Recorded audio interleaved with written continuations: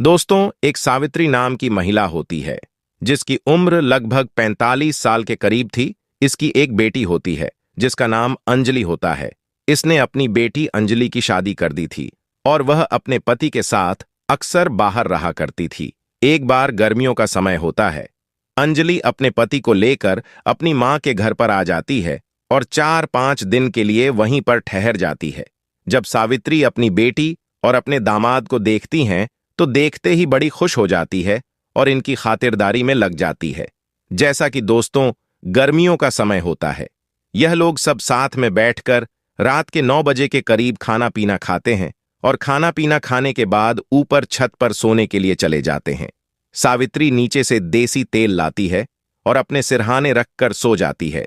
उसका दामाद यह सब देख लेता है और सोचने लगता है कि सासू मां देसी तेल का क्या करती है, लेकिन सावित्री का यह रोज का काम था। वह रोज देसी तेल अपने सिरहाने रखकर सोया करती थी। अब उसके दामाद का दिमाग ठनक जाता है। वह सोचने लगता है और इस राज का पता लगाने के लिए पूरी कोशिश करता है और वो ठान लेता है कि इस राज का वह पूरा पता लगाकर रहेगा कि रोज रोज सासू मां इस देसी तेल का क्या करती है। दोस्तों, 5 दिन का समय गुजर जाता है। 5 दिन के बाद इसके दामाद को एक ऐसी सच्चाई का पता लगता है, एक ऐसे राज का पता लगता है जिसे जानने के बाद उसके रोंगटे खड़े हो जाते हैं, उसके होश उड़ जाते हैं और सोचने लगता है कि एक 45 साल की महिला ऐसा कैसे कर सकती है।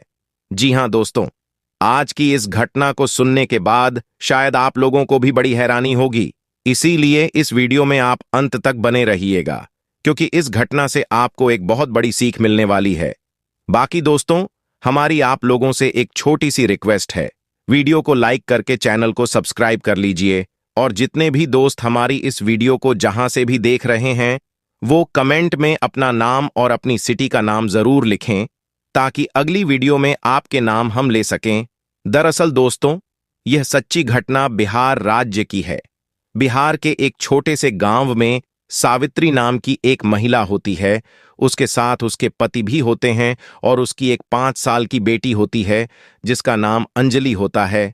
जब अंजलि 5 साल की थी तो इस दौरान सावित्री के पति का एक बीमारी की चलते देहांत हो जाता है।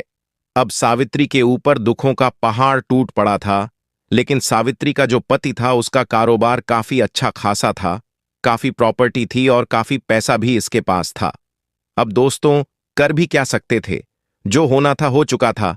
अब सावित्री अपनी बेटी के साथ रहने लगती है और उसको अच्छे से पढ़ाने लिखाने लगती हैं। जो उसकी बेटी अंजलि होती है वह अच्छे से पढ़ती है और पढ़ते पढ़ते लगभग 20 साल की हो जाती है। अब उसकी शादी की चिंता उसकी मां को सताने लगी थी, इसलिए पास के ही एक गांव में अंजलि की शादी करा देती है। अंजलि का पति एक कंपनी में जॉब करता था। उसकी सैलरी भी अच्छी खासी थी। जॉब के सिलसिले में वह अक्सर बाहर ही रहा करता था, इसीलिए वह अपनी पत्नी अंजलि को भी अपने साथ में ही रखता था। इस तरीके से दोस्तों लगभग 2 साल का समय गुजर जाता है। एक बार गर्मियों की छुट्टी होती है।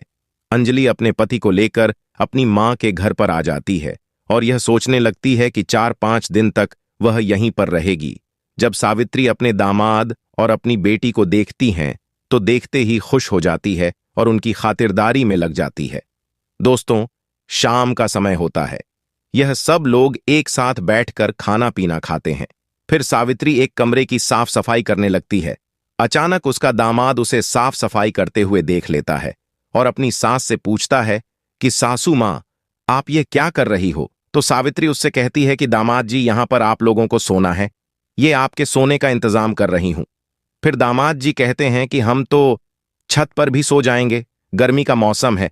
लेकिन उसकी सास कहती है कि अगर आप लोग छत पर सो गए तो बाहर के पड़ोसी लोग देखेंगे, तरह तरह की बातें करेंगे। आप काफी दिनों के बाद आए हो, मेरी बेइज्जती हो जाएगी। फिर जो उसका दामाद होता है वह उसकी बात मान जाते हैं और कहता है कि चलो ठीक है, अगर आप यही चाहती हो कि हम दोनों यहीं पर सो जाएं तो आप हमारा बिस्तर यहीं पर कर दीजिएगा। दोस्तों, इस तरीके से लगभग 3 दिन का समय गुजर जाता है। 3 दिन तक जो उसका दामाद होता है वह अपनी पत्नी के साथ नीचे कमरे में सोता है। अब एक दिन रात के 9 बजे के करीब यह लोग सब बैठकर खाना पीना खाते हैं। अचानक सावित्री का दामाद अपनी सासू मां से कहता है कि सासू मां, आज हम कमरे में नहीं सोएंगे, क्योंकि आज गर्मी ज्यादा हो रही है। आज आप हमारा बिस्तर ऊपर छत पर अपने साथ में ही कर दो। सावित्री उसकी बात टाल नहीं पाती है और कहती है कि चलो ठीक है, अगर तुम्हारा मन ऊपर छत पर सोने का है तो आज मैं तुम्हारा बिस्तर ऊपर ही कर देता हूं। अब यह लोग जो है खाना पीना खाते हैं, जो इसका दामाद होता है वह सोने के लिए ऊपर छत पर अपनी चारपाई पर जाकर लेट जाता है। लगभग 1 घंटे के बाद सावित्री नीचे से एक देसी तेल की बोतल लाती है और अपने सिरहाने रखकर वह सो जाती है। अचानक से उसका दामाद यह देख लेता है और सोचने लगता है कि उसकी सास जो है इस तेल की बोतल से रात में क्या करती है, लेकिन इस बात को वह नजरअंदाज कर देता है और सो जाता है।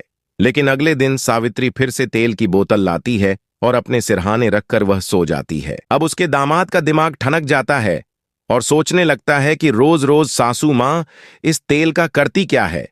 वह भी रात के समय में सच्चाई का पता लगाने के लिए वो लग जाता है और सोचता है कि जब तक मैं इस सच्चाई का पता नहीं लगाऊंगा तब तक मैं यहां से नहीं जाने वाला हूं। दोस्तों, इस तरीके से पूरे पूरे अब 6 दिन गुजर जाते हैं। एक दिन गर्मी ज्यादा हो रही थी। जो सावित्री का दामाद था वह करवटें बदल रहा था। उसको नींद नहीं आ रही थी। लगभग 12 बजे के करीब सावित्री अपनी तेल की बोतल उठाती है और दबे पैरों अपने घर से बाहर निकलने लगती है। अचानक उसका दामाद उसको जाते हुए देख लेता है और उसका पीछा करने लगता है कि आखिर रोज सासू मां इस तेल की बोतल को लेकर कहां जाती है।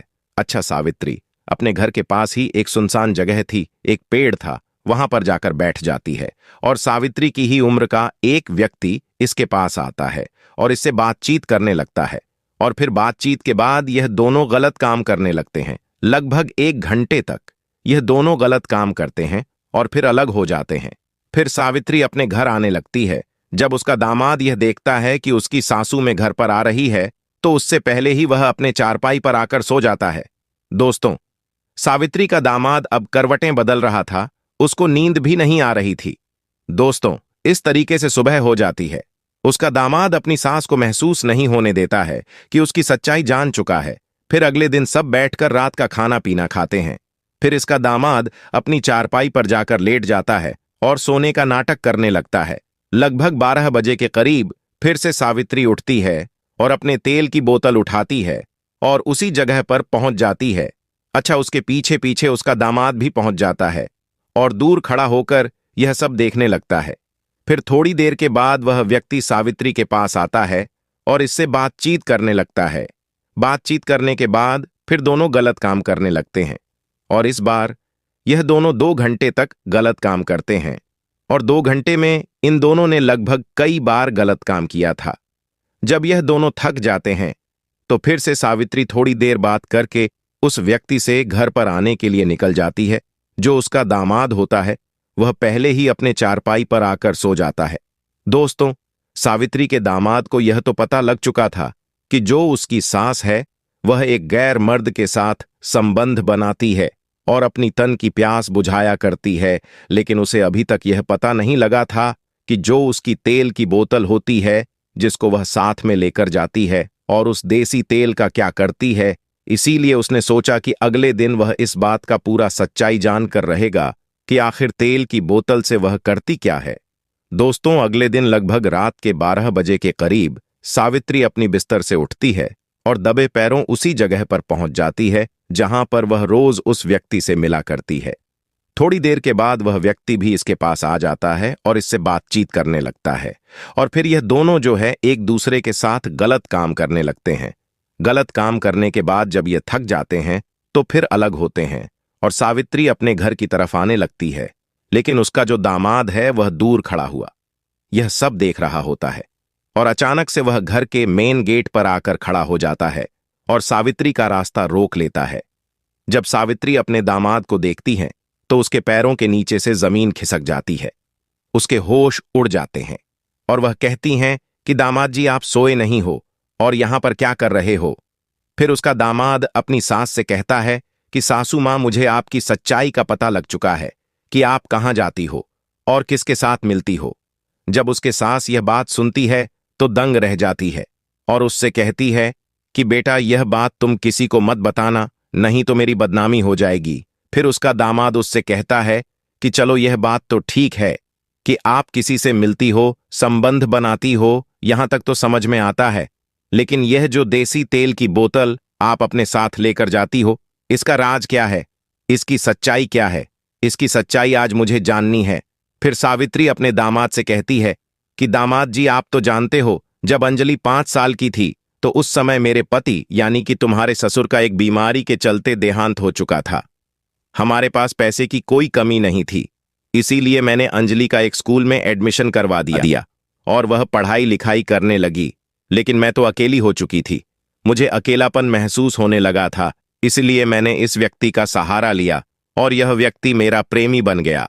इस व्यक्ति ने मेरी बहुत मदद की है, मेरे सुख दुख में काम आया है, इसलिए इसको मैं छोड़ना नहीं चाहती हूं। जब आप यहां पर नहीं आए थे तो इसको मैं अपने घर पर रोज रात में बुलाया करती थी, लेकिन जब आप यहां पर आ गए तो मैंने सोचा कि अब घर में मिलना संभव नहीं है, इसलिए मैंने इसको बाहर बुलाना शुरू कर दिया।